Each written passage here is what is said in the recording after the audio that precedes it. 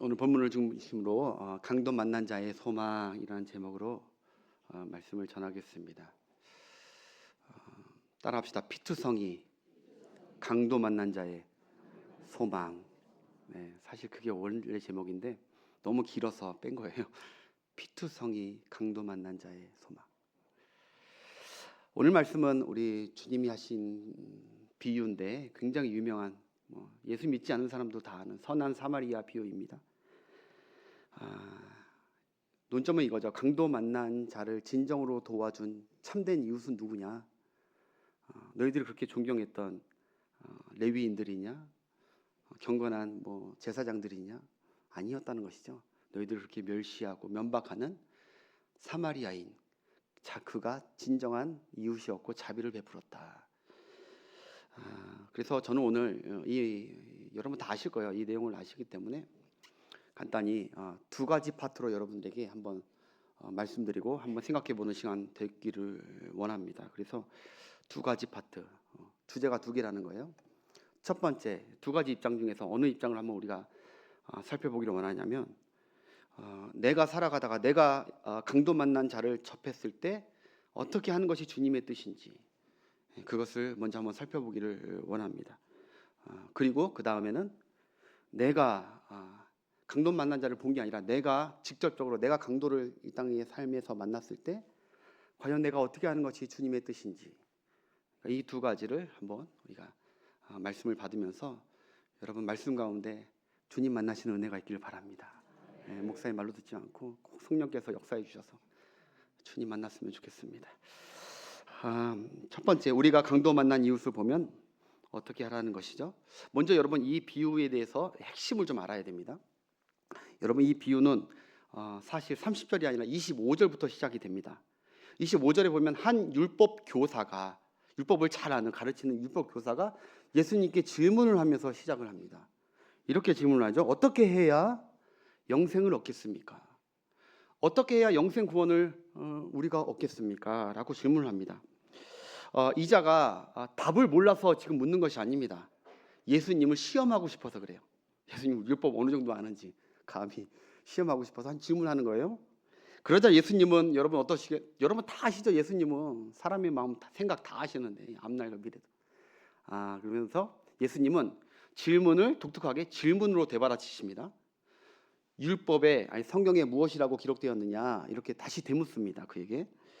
그러자 율법 전문 교사답게 아주 막힘없이 그가 대답을 합니다. 내 마음과 뜻과 정성을 다하여 하나님을 사랑하고 이웃을 사랑하는 것이 영생입니다. 그렇게 대답을 하자 예수님이 이렇게 결론을 내리시죠. 내 대답이 옳다. 내 대답이 옳아. 그렇다면 그것을 그대로 행해라. 그러면 내가 살리라. 내가 구원받으리라. 내가 말한 대로 하나님을 사랑하고 이웃을 사랑해라. 그러면 너 영생 구원 얻는다. 라고 주님께서 얘기하시고 끝나는 것이죠. 여러분 그렇습니다. 예수님의 말씀이 틀린 말씀은 아닙니다. 여러분 사랑은 율법의 완성이거든요. 그러므로 선을 행하면 영생 구원을 얻게 되는 것입니다. 할렐루야. 사랑하면 영생 구원을 얻어요. 그런데 문제는 이 율법을 지키면 영생 구원을 얻는데 이 율법을 지킬 자가 있습니까? 없습니까? 계속 사랑하며 살고 미워하지 않고 살 사람이 있어요? 없어요? 없는 거예요. 여러분 법이라는 것은 다 잘 지키다가 한 가지 법만이라도 어기면 그것은 법을 안 지킨 불법자가 되는 거예요. 한 번 실수로 법을 어겼다고 용서해 주는 것이 아니에요. 한 번 실수했어도 법을 지키지 않는 불법자가 되는 거예요. 이거 지금 율법을 다루는 거예요. 이거는 지금 이 비유는 사실 원래적으로는 이거는 선을 행하라, 좋은 일을 해라, 이것을 하는 취지가 아닙니다. 이 시작부터가 이 질문에 대해서 예수님이 비유한 거예요. 영생 구원에 대해서 얘기하는 거예요. 영생 구원. 법을 한 가지라도 어기면 안 된다. 율법 다 지켜봐라. 그러면 하나님을 사랑하고 이웃을 사랑해봐라. 그러면 너는 살리라라고 결론을 내린다니까요. 법 못 지키면 하나로 지키면, 여러분 예를 들어서 10년 무사고였던 운전자가 깜빡 실수로 법 하나 어겼어요. 그러면 그동안 10년 무사고 법 잘 지켰다고 법정에서 그를 무죄 이렇게 선언합니까? 그렇지 않죠. 법 하나라도 어기면 그 법에 대한 처벌을 받아야 되는 것이 법의 원리라는 거예요. 10년 동안 무사고 한 거 상관없이 그 법을 어긴 거고 그 사람은 범법자가 되는 것이죠. 왜냐? 그게 법이기 때문에 그래요. 법체계가 그래요. 법.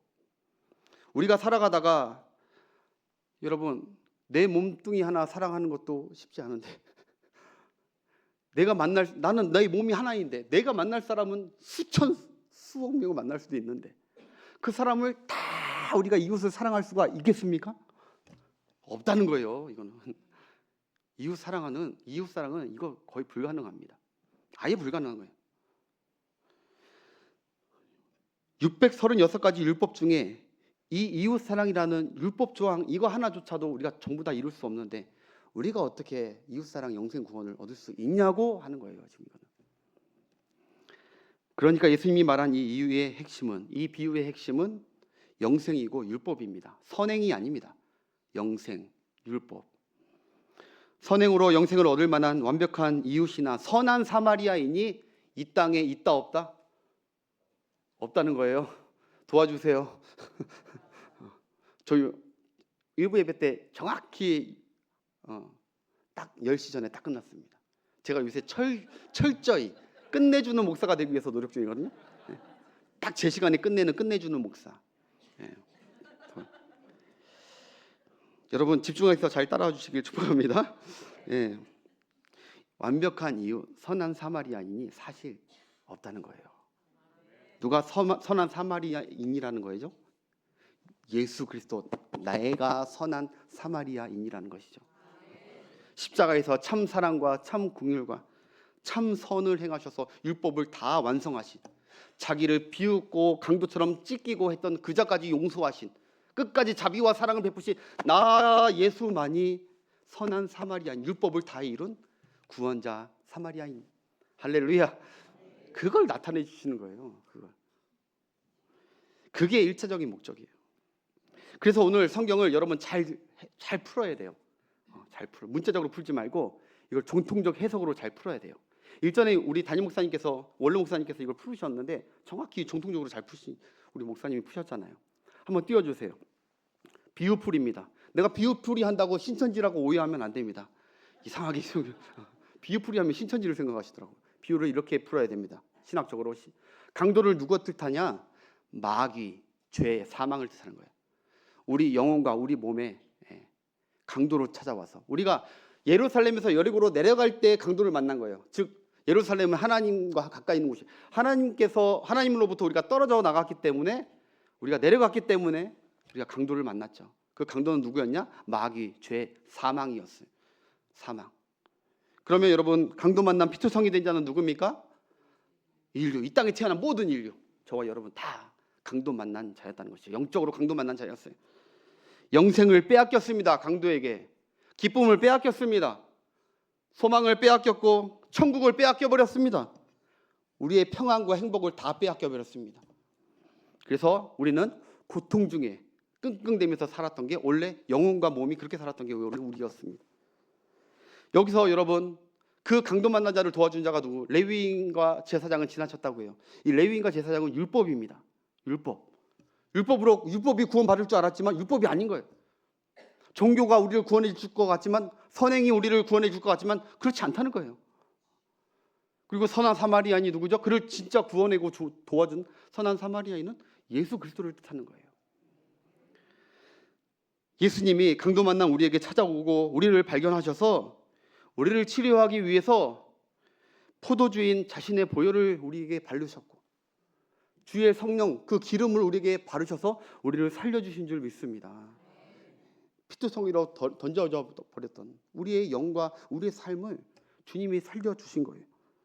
그러고 나서 주님이 그냥 두신 게 아니라 우리를 교회 같은 주막에 맡겨주셨다는 것이죠.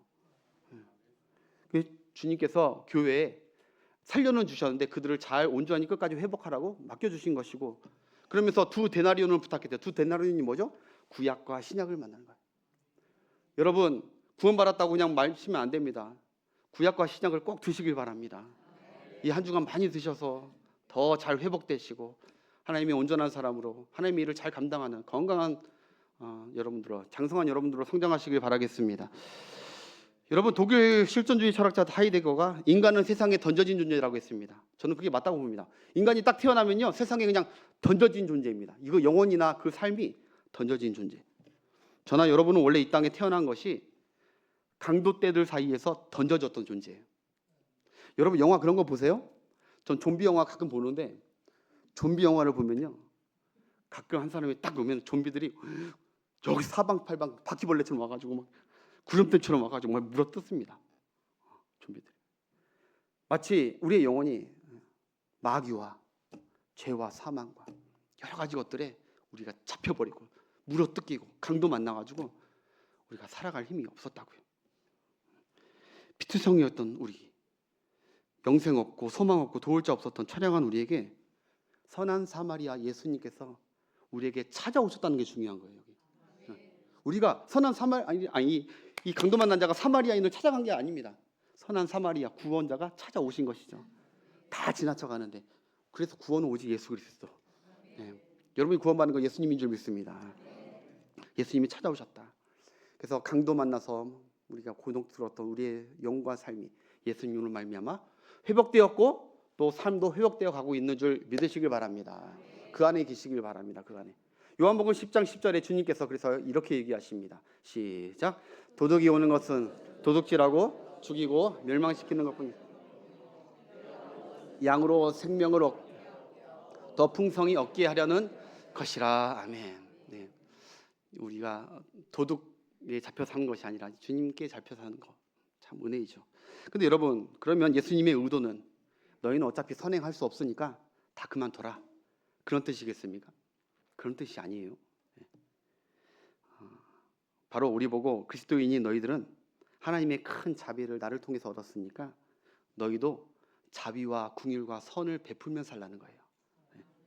그런데 사실 다만 우리는 아무리 생각해도 예수님처럼 선한 사마리아처럼 할 수 있어요, 없어요? 아까 얘기했지만 할 수 없다니까요. 우리 모든 것을 다 쏟고 내 몸과 삶을 다 투자하면서 하는 사마리아인이 이 땅에 과연 누가 있을까요? 우리는 솔직히 사마리아인보다는 환난당한 자가만 보이면 피하는 제사장이나 레위인이 더 우리가 가깝습니다. 피하려고 하고, 웬만하면 피 안 보려고 하고, 외면해버리는, 사실 그게 우리가 솔직한 우리의 자화상 아닙니까? 사실 저도 이런 비유 들을 때마다 항상 마음에 큰 율법적 부담감이 굉장히 컸습니다. 선한 사마리아인으로 살려고 하는데 내가 선한 사마리아인처럼 살기가 해도 어려운데, 내 마음을 간절히 원하는데 이게 안 따라주던데. 그렇게 부담스러웠던 저에게 이번에 설교 준비하면서 주님께서 제게 뭐 하나 보게 하시는 게 있더라고요. 바로 그전에는 못 봤어요. 그런데 이번에 설교를 쫙 보니까, 말씀을 잘 보니까 여기에 그동안 그전에 못 봤던 게 바로 한 사람이 더 있는 거예요. 바로 주막 주인이 있는 거예요. 주막 주인이. 그전에는 이 주막 주인 이거 신경 안 썼어요. 이거 무조건 레위인이냐, 내가 바리새인이냐, 아니면 선한 사마리아인이냐, 이 셋 중에 봤는데 알고 보니까 주막 주인이 여기 있는 거예요.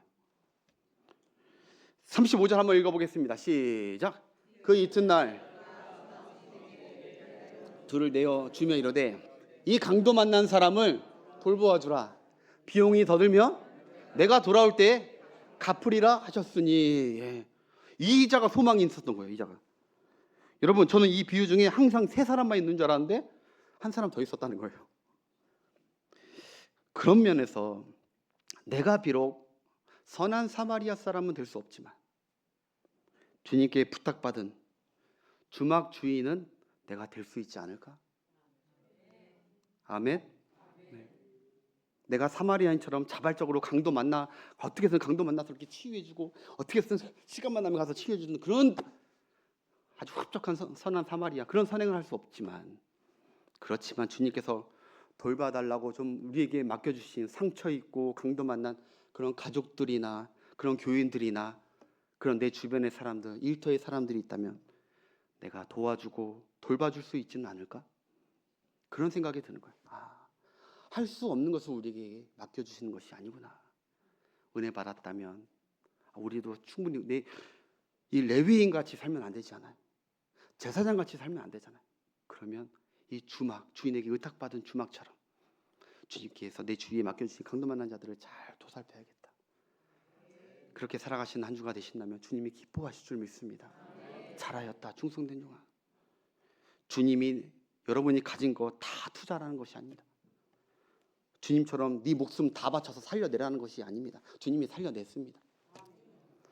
다만 주님이 그를 맡기면서 그를 잘 돌봐달라고 우리에게 주신 그 사람들, 그를 잘 돌봐주기 위해서 2데나리온을 줬대요. 무슨 말이에요? 우리에게 건강을 줬다는 거예요. 물질을 주고요, 성령을 주시고요, 궁휼한 마음을 주시고요, 여러 가지 은사도 주셨어요. 그를 돌볼 수 있도록 2데나리온 주셨으니 충성되이 잘 맡기고 감당해 주면 좋겠다 하는 것이 주님의 뜻인 줄 믿습니다. 예. 사랑하는 성도 여러분, 저와 여러분이 선한 사마리아인은 될 수 없어도 레위인처럼 제사장처럼 우리 주변에 이 한 주간도 주님께서 잘 돌봐주러 맡긴 사람 외면하지 마시고, 주막의 주인이라는 생각으로, 믿음으로 그분들을 잘 사랑으로 자비를 베풀고 궁유를 베푸는 복된 여러분, 그리스도인 그렇게 살아가시는 은혜가 있기를 바라겠습니다. 예. 많잖아요. 가족들, 교회도 요새 죽겠다는 사람들이 너무 많아요. 요새 TV 트니까요, 서로 다 자살하고 싶다고, 다 그런 사람들 뿐이에요. 우리가 그들이 회복될 때까지 돌봐줍시다. 2데나리온 받았으니 책임감 있게 잘 감당하시길 바래요. 2데나리온.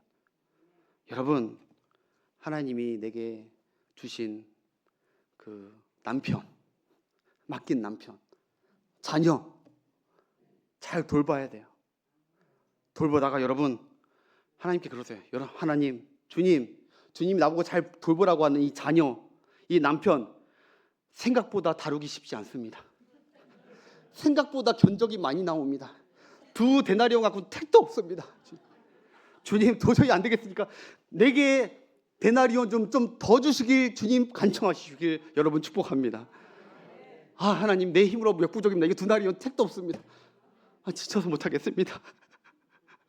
값을 좀 더 후하게 쳐주셔서 넉넉히 감당할 수 있도록. 그래서 구하는 게 뭐예요? 기도. 한탄하지 마시고 내가 감당하려고 2데나리온 갖고 쓰지 마시고, 오늘 분명히 얘기하잖아요. 35절 다시 띄워주세요. 주님이 약속이에요. 약속. 그를 맡기면서 뭐라고 하셨냐, 주님이 다시 한번 보겠습니다. 그 이튿날 그가 주막 주인에게 데나리온 2를 내어주시며 그 사람을 돌봐주라. 그 다음에 뭐요? 혹시 비용이 더 들면 내가 돌아올 때 갚으리라. 할렐루야. 하나님의 약속을 믿으세요. 왜 그 2데나리온 갖고 끙끙대지 마시고 열심히 돌봐주십시오. 돌아가 안 되면 하나님, 내게 지혜가 없습니다. 내게 사랑이 부족합니다. 내가 잘 후원하고 싶은데 물질이 부족합니다. 더 섬기고 싶은데 더 잘 돌보도록, 더 잘 회복되도록, 이 아픔을 씻을 수 있도록 내가 돌보길 원하니 내게 더 견적 올려드립니다. 그러면 주님께서 충분히 그것을 해결해 주실 줄 믿습니다. 기도로 청구하세요. 그래서 첫 번째, 강도 만난 자리 있으면 외면하지 말고, 내가 선한 사마리아이나 그렇게 부담 느끼지 마시고, 내가 주막이구나, 주막 주인이구나, 맡기셨구나, 잘 감당하고 기쁨으로 감당하시길 축복합니다. 마지막 한 가지, 2번째인데, 이번에는 이런 입장에서 한번 생각해 보고 싶어요. 내가 지금 강도 만난 어려움을 내가 지금 당하고 있다는 그 상태에서 여러분, 삶을 살아가다가 우리의 영혼은 강도 만나고 해서 해방됐지만 우리의 삶이 여러 가지 어려움과 환난으로 강도 만나가지고 막 피투성이가 돼가지고 막 너덜너덜해지는 그런 상황을 우리가 만날 때가 많잖아요. 그런 강도 만난 상황을 만났을 때 어떻게 하냐는 거예요. 살 소망이 없어지는데, 믿음 있는데 무슨 그런 거 갖고 그래. 아니요, 여러분, 엘리야가요, 로데나무에서 그렇게 믿음 좋은 엘리야도요, 그만 살고 싶습니다 했습니다. 강도 만났습니다. 강도, 삶의 강도. 여러분, 모세가요, 나 이제 도저히 못하겠습니다. 하나님, 나 걷어가 달라고 삶을 포기하려고 하는, 믿음 있는 사람들도 이런 강도 만나는 삶 가운데 힘들어서 도저히 나의 한계를 느끼면서 포기하고 싶을 때가 있다는 것이죠.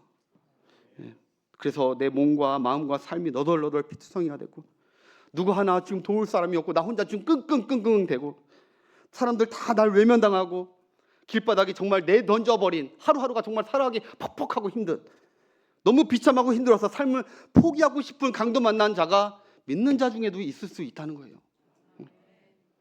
여러분 자살을 하는 사람들이 자살을 포기하는 이유가 이거더라고요. 그 유언의 대부분이 이거랍니다. 나는 죽고 싶지 않습니다. 나는 죽고 싶지 않습니다. 다만 이렇게 살고 싶지 않을 뿐입니다. 이렇게 사는 것이 너무 고통스러우니까 죽고 싶진 않지만 이렇게 사는 것이 더 고통이니까 난 죽고 싶습니다. 죽고 싶어 죽는 게 아니라 살 의미가 없으니까 죽음을 택한다는 거예요. 힘드니까. 여러분 혹시 이 가운데 살아가시면서 이런 마음으로 혹시 너무 피투성이 같은 내 마음으로 이 자리에 오신 분 계시다면 오늘 이 시간 주님이 주시는 주님의 음성을 꼭 듣고 가시길 축복합니다. 주님이 성경에 보면 이런 말씀하세요. 이 말씀 꼭 들으세요. 이건 성경이 아니라 여러분에게 주시는 말씀이에요. 그런 분들에게 주시는 말씀이세요. 강도 만난 분 계십니까? 피투성이 된 분 있습니까? 주님이 이렇게 말씀하세요.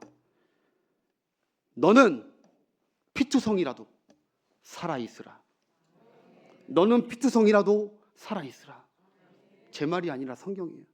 에스겔서 16장 우리 6절 한번 보겠습니다. 피투성이 된 이스라엘 백성들, 그 바벨론의 피투성이 된 이스라엘 백성들, 그들에게 하나님께서 하신 말씀 시작. 내가 내 곁으로 지나갈 때 내가 피투성이가 되어 발짓하는 것을 보고 내게 이르기를 너는 피투성이라도 살아있으라. 다시 이르기를 너는 피투성이라도 살아있으라. 하나님이 그러셨다는 거예요. 삶을 포기하려고 하지 말고 여러분 하나님께서 그냥 너는 피투성이라도 살아있어라 한 말씀이면 끝나요. 태양이 있으라 그 말씀 하나면 말씀 한 번으로 그냥 하시는 분인데 간절하게 두 번 한 것은 그가 제발 살아나기를 포기하지 않기를 간절히 원하시는 하나님의 마음인 줄 믿습니다. 하나님의 자녀가 포기하려고 하고 죽으려고 하고 할 때 하나님은 너는 지금 삶이 피투성이어도 네 마음이 피투성이어도 소망이 없다고 너덜너덜해졌다 할지라도 너는 피투성이라도 살아있어져라. 견뎌라. 믿음으로 이겨라. 여러분 성도들 삶에 이 강도를 만나면 환난을 만나면 두 가지 힘이 작용합니다. 우리에게 두 가지 힘이 작용합니다. 첫 번째, 우리가 강도 만나고 환난 당하면 땅에서 우리를 끌어당기는 중력의 힘이 있습니다. 우리가 딱 환난 강도 만나면요, 이 강도처럼 이 강도에 땅바닥에 누워 있거든요. 우리가 환난을 다 강도 만나면 땅바닥에 주지 않습니다. 중력에 의해서 우리 어쩔 수 없는 그런 존재. 한숨 푹푹 쉬면서 살아서 뭐하나 땅만 쳐다보고 한탄하면서 땅에서 끄는 그 사망과 중력의 힘에 막 끌려가요. 그러다가 결국 흙으로 돌아가는 것처럼 인간이 사망, 중력. 그런데 또 하나의 힘이 성도에게 작용돼요. 그건 땅이 아니라 하늘에서 우리를 끌어올리는 힘이 있어요. 그것이 무엇이냐? 그것이 중력이 아니라 그것은 무엇이냐? 은혜라고 하는 거예요. 은혜. 하나님의 긍휼하심. 너 땅으로 가고 있으면 안 돼. 세우시고 우리를 회복시키시는 하나님의 무한한 긍휼하심과 은혜가 있는 줄 믿습니다. 그렇기 때문에 여러분 고난당하는 자, 강도 만난 때가 있다면 땅을 보면 안 돼요. 땅에 대해서 계속 얘기하면 안 돼요. 하늘을 바라보시길 축복합니다. 우리의 소망은 하늘에 있는 줄 믿습니다. 하늘에 하나님이 말씀하시는 그 하늘의 만나 그 소리를 들어요. 너는 피투성이라도 죽지 말고 살아있어라. 살아있어라는 것은 장난하는 거 아닙니다. 지금 무슨 전능하신 하나님이 하신 말씀이에요. 뭔 말이에요? 내가 너를 살리겠다는 거예요. 내가 너를 살릴 테니까 너는 버티고 있어. 70년 바벨론 포로 생활 버티듯이 버텨. 내가 너를 반드시 살릴 거야. 죽으려고 포기하지 마. 모든 사람이 너를 쓸모없어 하고 너를 버리고 너보고 죽으라고 해도 레위인 제사장처럼 피투성이 된 너를 외면한다 해도 나는 너를 버리지 않는다. 피투성이라도 살려줄 거야. 너를 건져줄 거야. 너를 향한 나의 마음이 내 속에서 불붙듯 일어난다. 불쌍해서 어찌할 바 모르는 불붙듯 일어난다. 너는 소중한 내 자녀이니까 나를 붙들어라. 다시 한번 16장 6절 예수께서 사실 오늘 말씀의 핵심은 이겁니다. 16장 6절 예수께서 앞뒤 원래 다 설명해야 되는데 이 말씀만 받아가도 여러분 붙들고 승리할 줄 믿습니다. 주님의 말씀 받겠습니다. 시작. 내가 내 곁에 지나갈 때. 자, 여기 보세요. 여기도 하나님께서 지나가는 거예요. 여기 피투성이 된 애기예요. 이제 막 탯줄도 끊지 않았대. 그리고 씻겨주지도 않고, 그리고 소금도 안 뿌려요. 소독도 안 시켜주고 그냥 버려졌대. 강보에 쌓아주지도 않는 그 갓난 여자아이를 말하는 거예요. 들짐승이 언제 먹힐지 모르는, 그게 바로 이스라엘이었다는 거예요. 그게 바로 저와 여러분이었어요. 근데 그런 너를, 피투성이고 발버둥 치고 있는 살고자, 그런 너를, 네가 나를 찾은 게 아니라 여기 왕이에요. 왕 대신 하나님께서 지나가다가 발견하신 거예요. 알고 찾아오신 거죠. 그 상태를 보니까 불쌍한 거죠.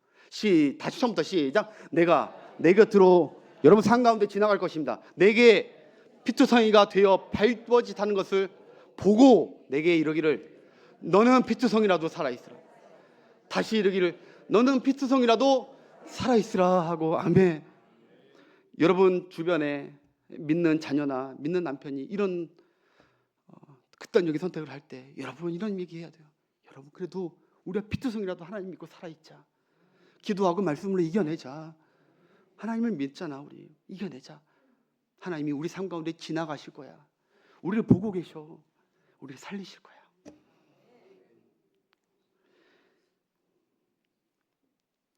여러분 우리가 살아야만 하는 이유가 무엇이냐면 바로 우리를 통해 또 다른 누군가를 하나님께서 살리시려고 하기 때문입니다. 우리를 불쌍히 여김과 우리를 통하여, 우리가 이렇게 죽으면 안 돼. 우리를 통하여 또 다른 누군가를 살리려는 하나님의 계획이 있으심을 믿으십시오. 여태까지 여러분 수많은 강도를 만났잖아요. 우리가 그때마다 여러분 여기 이 자리에 있기까지, 여기 있게 된 은혜가 무슨 은혜입니까? 그때 피투성이일 때마다 하나님께서 찾아오셔서 우리를 건져주지 않았습니까? 앞으로도 우리가 인내하고 버틸 때, 믿음으로 살 때 하나님은 피투성이라도 살아있는 우리를 붙드시고 살리실 줄 믿습니다. 그 다음 보면 사실 여러분 금가락지 끼우고 뭐 다 해요. 다 해줍니다. 그리고 심지어 왕후까지 되게 해요. 왕의 부인까지. 이 말씀, 이런 글이 있어요. 이 글 전하고 제가 말씀을 마무리하겠습니다. 다들 힘들게 살죠. 근데 제가 이 글을 봤어요.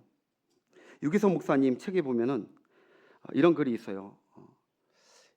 백혈병으로 죽은 자기 아들을 천국으로 보내면서 그 엄마가 썼던 그때 당시의 상황의 글을 이렇게 소개하고 있습니다. 그 엄마가 이렇게 적어요. 내 아이가 백혈병 진단을 받는 순간부터 나는 삶의 의미를 상실했습니다. 그리고 남편의 통곡 소리와 함께 아이가 세상을 떠나던 날, 나는 괴성을 지르며 몸부림치다 입술이 터지고 온몸에 피투성이가 되었습니다. 그때 내게는 이대로 한 줌 재가 되어서 아들 곁으로 나는 뿌려지리라 생각했습니다. 그렇게 하룻밤을 보내고 새벽쯤에 언제 오셨는지 친정 아버지께서 내 옆에 서 계셨고 누워있는 나를 일으켜 주셨고, 그리고 나는 아버지의 손에 이끌려 새벽에 친정 아버지 집에 도착했습니다. 아버지는 나를 방에 들게 하고 잠시 나가더니 약사발을 들고 오셨습니다. 보약이다. 너 오면 먹이려고 밤새 다려놓은겨. 어서 먹어. 죽은 자식을 가슴에 묻고 어찌 보약을 먹이라는 그 아버지의 말씀이 야속하기만 했고, 나는 화가 나서 약사발을 집어 던졌습니다. 약과 약사발은 땅바닥에 죽으며 약도 다 쏟아졌습니다. 아버지는 그때 내게 버럭 역정을 내십니다. 왜 이러는 거요? 너도 네 아들 따라 죽을 거요? 네한테 그놈이 가스메리고 기막힌 자식인 것처럼 이 애비한테는 네가 그런 자식이란 말이요. 이 애비 마음을 그렇게도 모르는겨? 나는 아버지 앞에서 오랫동안 그 품에서 목 놓아 울었습니다. 그날부터 나는 얼마간 잠을 잤는데 드디어 잠이 들게 됐어요. 잠결에도 불을 지피는 아버지의 손길을 느낄 수가 있었습니다. 또 아버지는 몸도 가누지 못하는 나를 일으켜 벽에 기대어 앉혀놓고 때마다 정성 들여 그 보약을 한 숟갈 한 숟갈 먹여주셨습니다. 그리고 그 밥술을 떠 먹일 때마다 마치 주문이라도 하듯이 똑같은 말씀을 중얼거립니다. 너무 애달팔 말거라. 세상에 사람 힘으로 어찌할 수 없는 게 있는겨. 그간 자식 살리겠다고 얼마나 네가 애간장이 달았냐. 얼른 세월이 흘러야 할 텐데, 얼른 세월이 흘러야 할 텐데, 그래야 내 몸과 내 마음이 회복될 텐데, 얼른 세월이, 얼른 세월이. 아버지는 그렇게 슬픔 속으로 빠져드는 나를 붙들어 주신 고마운 분입니다. 사랑하는 여러분, 이게 어찌 이분만의 얘기겠습니까? 우리도 신앙생활 하다 보면은, 저도 그래요. 엘리야처럼, 베드로처럼 실패했던 베드로, 모세처럼, 바울처럼 너무 힘들고 삶이 버거워서 삶이 피투성이 같은 포기하고 싶을 때가 많죠. 그때 친정 아버지처럼 주님이 우리에게 다가와서 말씀하잖아요. 선남아, 너 왜 그러니? 피투성이라도 애달파 말고 살아만 있어라. 너 살아야 되지 않겠니? 그러시면서 나를 포기하지 않으시는 하나님, 내 사정 다 이해해주고 계시는 하나님, 그러면서 밥숟가락 그 하나씩 보약 같은 말씀을 내 입에 넣어주면서 내게 희망을 주시고 내게 소망을 주시고 내가 살아갈 힘을 먹여주시는 그분이 바로 우리 하나님 아버지인 줄 믿습니다. 그 힘 때문에 우리가 지금 여기까지 수많은 강도의 삶 가운데 버틴 거 아닙니까? 내가 지금까지 살아온 거, 지난날 인생 강도 만났을 때 피투성이인 나를 살려줬던 은혜가 있었음을 기억하십시오. 지금 설사 환난의 강도를 만나 너무너무 힘들어서 포기하고 싶다며 하나님께서 변함없이 그리스도 안에서 나를 긍휼히 여기고 계심을 믿으시길 바랍니다. 너 내 거야. 누가 너를 필요 없다고 해. 넌 내 아들과 바꾼 내 소중한 자야. 아까 순간에 찬양하듯이 영원토록 변함없이 함께해 주시겠다는 하나님의 그 약속. 사랑하는 여러분, 말씀 맺을게요. 오늘도 우리를 위하여 피투성이 되셨던 한 분을 기억하십시다. 우리를 위하여 피투성이 되셨던 한 분이 계셨죠. 하나님 아버지께 버림받았던 그분. 우리가 그 은혜를 잊지 말고 그 약속과 은혜와 긍휼과 돌보심 안에 바로 복되게 내가 있음을 믿고 강도 만났어도 이 말씀으로 피투성이라도 살아있으라는 주님의 말씀으로 살아가시는, 이겨내시는 여러분 되시길 주의 이름으로 축복합니다. 우리 함께 찬양하겠습니다.